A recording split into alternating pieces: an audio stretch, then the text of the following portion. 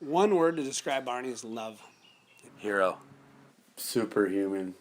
Foxy. Colorful. Friendly. Joyful. Weird. Loving. Pure. Acrobatic. Creative. Inspirational. Unique. Amazing. Crazy. From surfing Mavericks to airs to art to run into him at the store and you're just like, wow.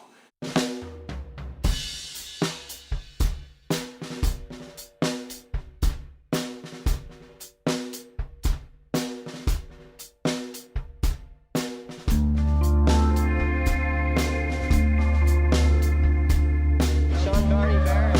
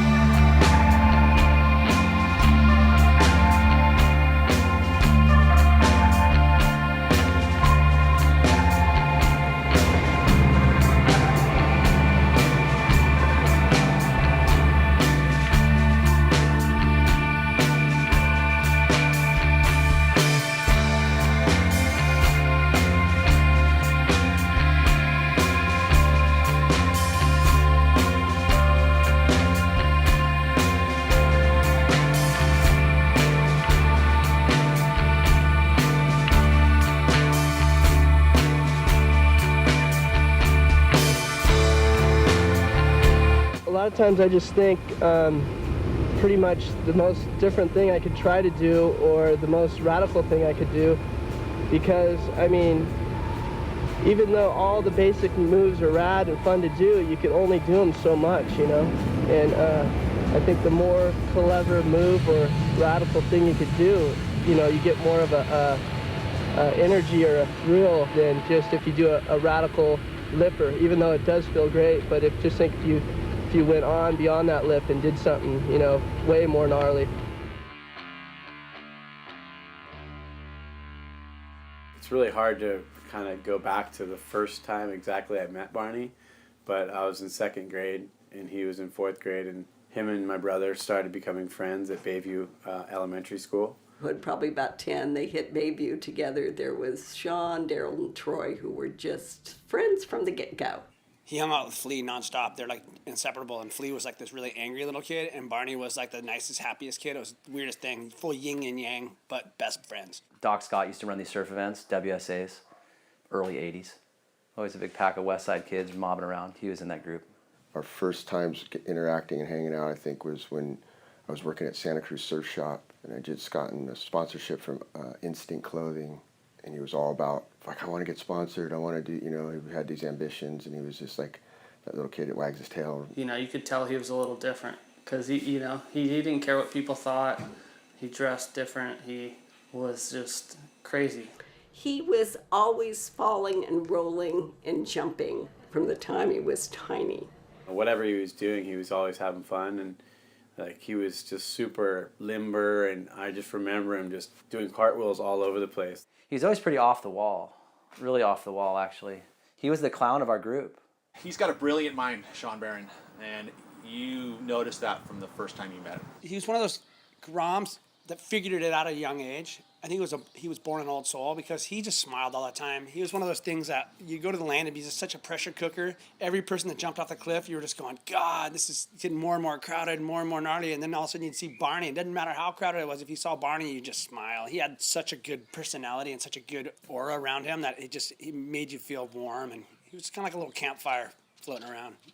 We went on to Santa Cruz Surf Shop team trip his first surf trip to Port Escondido. You know, even then, Barney stuck out amongst the group, you know. He was the fucking first guy to be gung-ho to pull into 8-10 foot closeouts. He was the first guy to volunteer, like, hey, put that camera on my board. Luckily, Sonny Miller had a camera that can be mounted on a surfboard, and so I did that with him.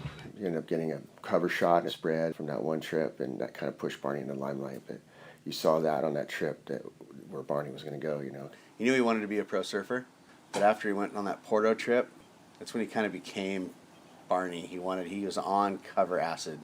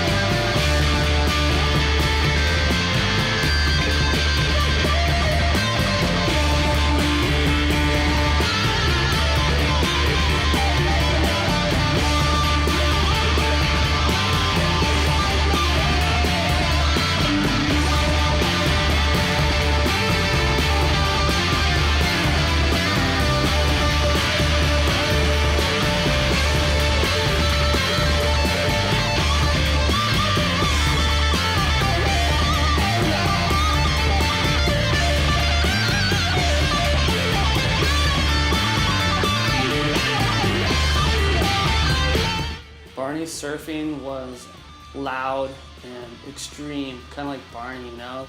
No two waves were ridden alike. He would just try to pull everything no matter what. You see a lot of guys just like fall, and Barney would go into his Barney layback. He could reel it back in, grab his outside rail, knock his legs together, and pull it up. Barney could just fall down and get back up, like splat back, and, you know, just super double jointed. He would see something that no other person could possibly see just because of the way that his brain worked. Spontaneous would be like an understatement.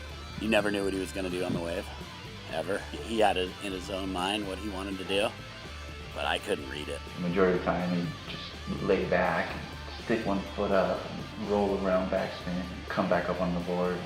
It was fun to watch him. We'd always surf together, and he'd always push the limits, you know, from trying to do barrel rolls to all the aerials he's tried to the creative way he marketed himself. You know, he just didn't want to be the Santa Cruz guy. He had to be Barney from Santa Cruz. Always kind of being different, never really following anyone in surfing. Some of his flips and all that stuff was so far before its time, you know. Gabriel Medina and Flynn Novak and those guys do them now, and they stick them, but Barney was doing those things 12 years before that, at least. You know what, I loved it, because there's no one like him. He's doing barrel rolls. No one's doing barrel rolls even nowadays. Yeah, I saw Barney in Costa Rica do a backflip on like an 8-foot wave, land at the top of the whitewash and make it down. Nobody caught it on film, and it was one of the first real backflips. Laying down with one toe on his board, pulling it back up.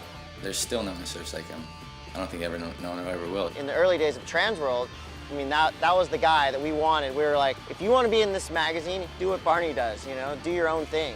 Barney surfing was the most entertaining thing. Every single wave I saw him ride when I was in the surf with him made me laugh out loud. He was fucking a clown in the water. He would scream when he would surf. Like, I'd be coming off the cliff at the lane and you'd hear someone, rah! Like, just like Barney would like get himself psyched as he was on his feet on the wave.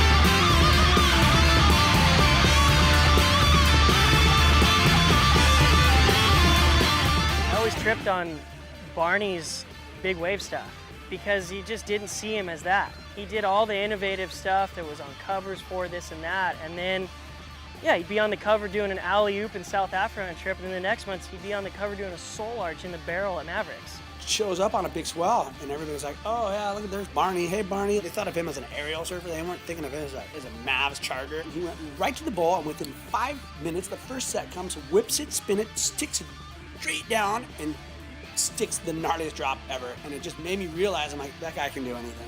We were scared surfing there, but we all did it together. We all challenged each other. We all had to one-up each other. And Barney would be out there just chuckling and making jokes and doing his funny voices, and it would bring this level of comfort. He's out there charging Mavs, wearing that Bat Barney wetsuit with the full flaps coming off the side.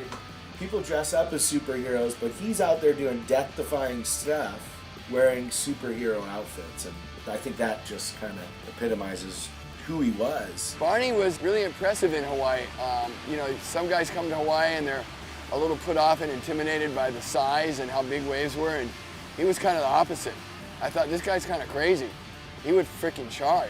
I swear to God, dude, within 5 minutes, the whole North Shore loved him. He's like the whitest guy ever, just kind of goofy pink shorts and stuff like that, and just goes out and starts doing his thing in the water, shredding. But more importantly, like, hey, what's up, brah? Like, goes up to the gnarliest dudes and be like, yo, brada, what's up, brah? Like, you're going, oh my God. And then look at him and go, hey, what's up, Barney? Like, they just loved him. I remember circling that back door and, you know, Johnny Boy, Barney's going to line, Johnny Boy's yelling, do something. You know, anyone else, Johnny Boy would be like snapping on. He's like, oh, how's this guy Barney? You know, like, that was Barney, you know. Funniest stories I've ever heard about Barney was, it was his first time to the North Shore, and he was a Grom, and Johnny Boy Gomes was hanging out, and he was sitting there, and Barney was like getting all excited because he was going to go surf pipe, and he was pumped, and he stood up, and he tripped, and he knocked his cup of coffee, and it went right down Johnny Boy Gomes' back. We're all like, whoa, he's gonna get beat up. Johnny jumps up to slap him. But then he just looked down and goes, no wonder why they call you Barney. Like, it's all good. I never really saw him get angry. One day, Richard Schmidt's tires got slashed or something. Barney thought he knew who the culprit was. I was out in the water, and Barney paddled out, pissed off, and ends up, like, tackling the guy and dunking him. The guy's looking at me like, what the fuck? What's going on? Like, dude. And then Barney was just pissed, like, Richard Schmidt, like, he was going off like crazy. And they're like, fuck, let's go to the beach. And Barney's like, let's go.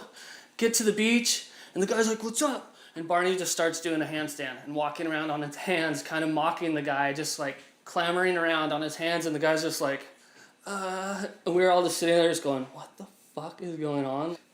Kind of scratch your head and chalk it up to a Barney story, really. I'm sure every person that you talk to has one. So I went to bed, and I wake up in the morning, place was thrashed like normally, and I look up, we had these, like a loft, these 12-foot ceilings, and there's muddy boot prints going up my wall, across the ceiling, and down the other wall. I didn't even have any sticks around that were that long. I think I told him like, oh, watch your boots, take your boots off, because we just moved to this place, the carpet. Well, I don't want to get mud on the carpet. I don't know what, but maybe he's okay, but I won't get the carpet muddy, but your ceiling is just through. I got super pissed at him, and I grabbed a knife, and I was so pissed, and I tried to stab Barney, and he did this like kung fu kick, and he kicked the knife, and it stuck in the ceiling, and then he jumped up and grabbed it, and it's full role reversal, you know. We had to start laughing because it was so it worked so perfect.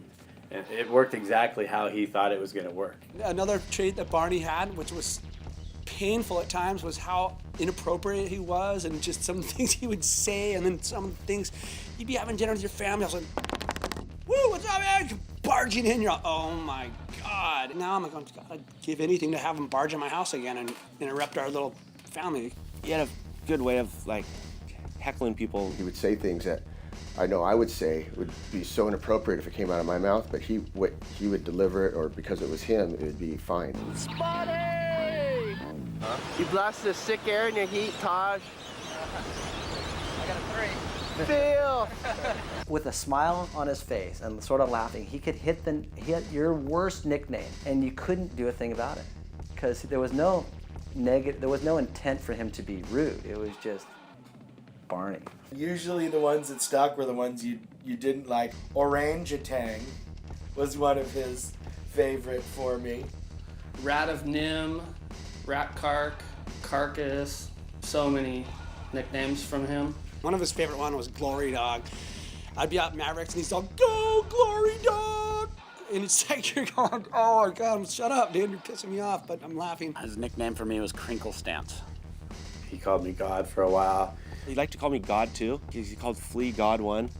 He still called me Dumpling, even though Dumpling was my nickname as a 12-year-old. So I wasn't stoked on that. But he also called me Eastside. He just looked at me and called Eastside. I'm like, fuck. At the end, he was calling me Midlife Crisis. Bruce Janner, Puna Butter, Irons Icon, trademarkit.com. We all know he had a unique brain, but he actually had, a medical disorder. He had to take lithium to help him, and he hated lithium. Had kind of a manic break in Australia. I was having a great trip, trying all kinds of maneuvers, meeting the locals. Like camels. But then it occurred. My bipolar action. When you have maybe a manic break, you get too far, you just keep going. He had told us that his meds had been, saturated in cologne because it was in his bag, and the cologne broke. He just stopped taking his meds. Everyone was dedicated to hanging out with him for a certain period of time. And at some time we lost track of him. I think there was a lunar eclipse that year. The moon was fuller than I've ever seen it. Isn't the human body made up of 80% water? And when the moon is out, it pulls water. That's where you get the tides, low tide and high tide. But can the moon pull your own body? Definitely worried about his safety. I remember it was the first time I said, "Oh my God, I've got to get a passport. I've never been out of the country. And that I may have to bring him home." Strapped down somehow. We were warned that if he didn't get him home and he had to go to a hospital, he could have been stuck there for months. It was like, okay, we have a mission here to get him home. When he came back from Australia, we picked him up at the airport. I think he was doing cartwheels down the escalator. Daryl and Peter Mel were there, thank goodness. My husband gets him into the car, drove him here, medicated the heck out of him, and I think he passed out for a week. A lot of stuff maybe all collisioned in one thought, 100 thoughts hit my brain when I should be thinking about one thing, sleep.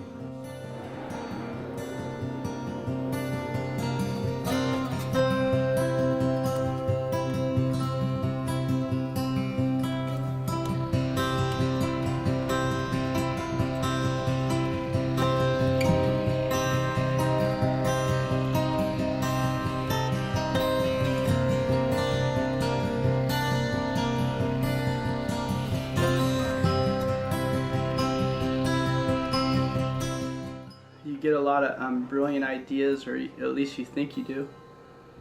And art, for me, art is a great outlet for that. I could make a purple person there or a pink tree there. You could kind of go in and do whatever you want. Constantly just doing art just because he had to do it. It wasn't like anything other reason why he never did it like to try and sell it or anything. Every one of his friends had paintings of his all over their house in Santa Cruz. He gave him a lot of himself away. One of those things you don't really notice until he's gone. He used to spend hours painting a painting for each and every one of his friends with a little message on the back that was hard to decode with Barney's language. And, like when he passed, that's the first thing I grabbed the painting, flipped it over, read what he wrote, laughed my ass off, looked for another painting, flipped it over, read what he wrote. It was amazing that what he did, he gave a piece of himself to every one of his friends, and it left a mark in my head. Like, wow, what am I leaving for my friends? What am I leaving for my kids? He did that to everybody. Like, everybody has a piece of art or something that Barney would do one night, or a collage, because he's thinking of you. In a creative sense, Barney was just an amazing person where he could just put colors together, and not only in paints, he would see something and he'd see a bunch of trophies in a pile and he'd be like, trophy man, and he would just get so excited because he knew what he was going to do with that, you know what I mean?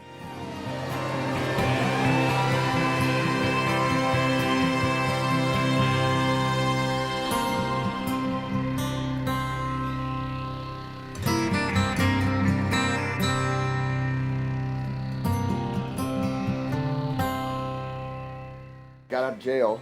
I got out of jail, and he goes, yeah, I did this art piece for you. And I was like, fuck, rad, dude, you know, super cool. And on the back of it, it says, my friends in jail, love you, Barney. I was like, whoa, dude. And he goes, what, you don't like it? I go, no, bro, I get it, it's cool, it's cool.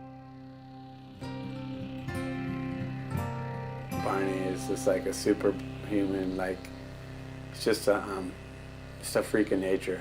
He's almost like an alien, you know what I mean?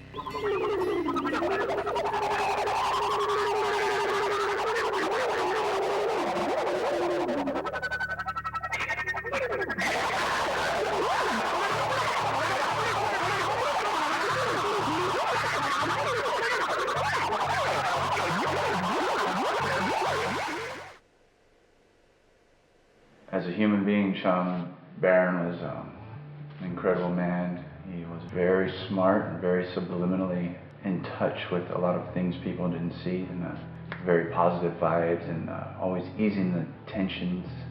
Nothing could ever get too serious with him. At that time, all the pro surfers, you know, they're all kind of have egos and, you know, this and that. And Barney didn't give a fuck. He's Barney walking on his hands, saying what he wants to say. His energy was infectious. It was something that no matter what kind of mood you were in, you better get on Barney's level because he's coming in hot. Genuine friendliness. Not a lot of people are like that, like just open and like say weird stuff and not care about it. He was just like unfiltered brain thought. Everything he thought, he said it. He was living in the moment of every day. It was like he hit the restart button. Whether he was putting on a show or art or surfing or whatever it was, he's pure.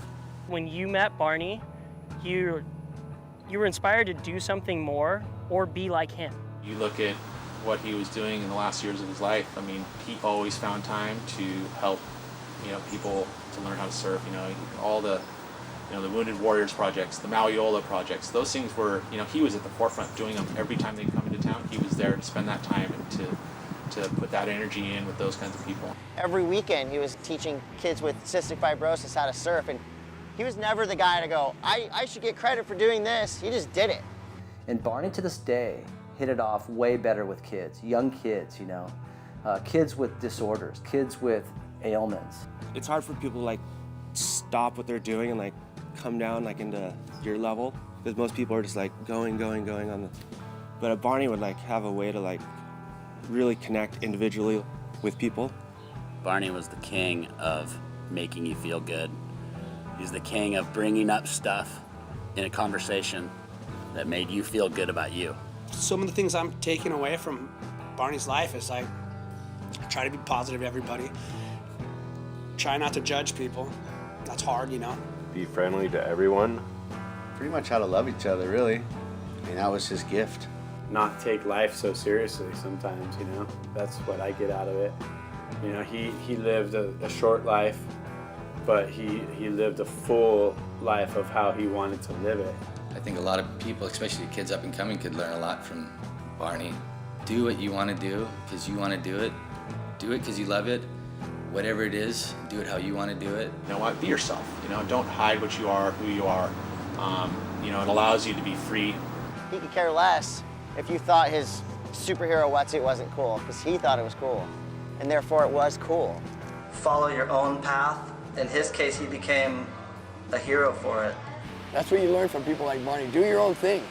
Be yourself. Barney came in hot here at the shop just a few days before he passed, and I got a chance to give him one last custom wetsuit, and he put it on in the dressing room, came out, walked around the shop on his hands, started saying, should I go get the shot, Buell? And I was like, yeah, go get the shot. And he started yelling, social media.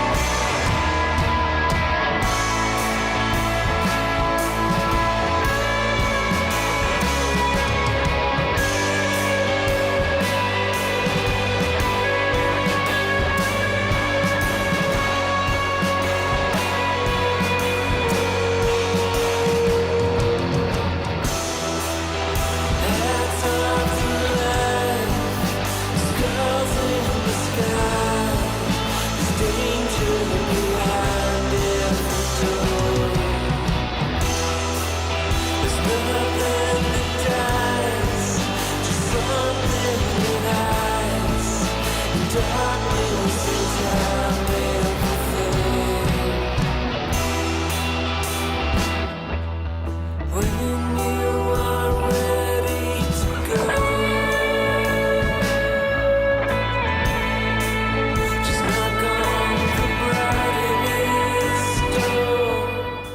is Barney doing right now?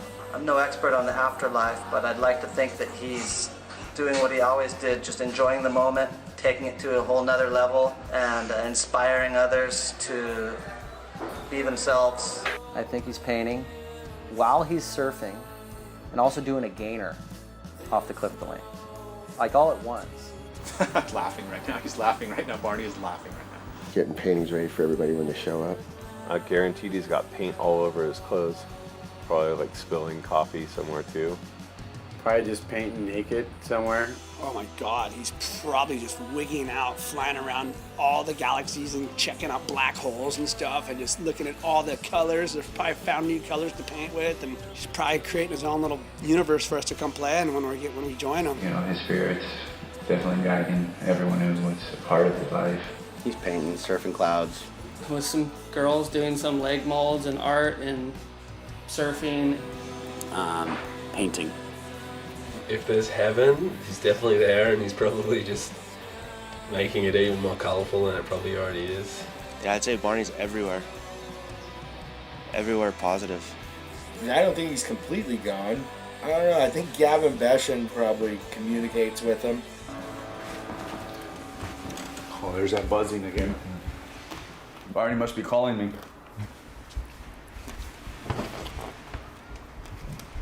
Hey, this is Barney. Come in, Gavin. For all the brothers that are not here to be with us, they're good old boys. We love them all. Amen. You know, you always know that time is soon. So be now. Give thanks.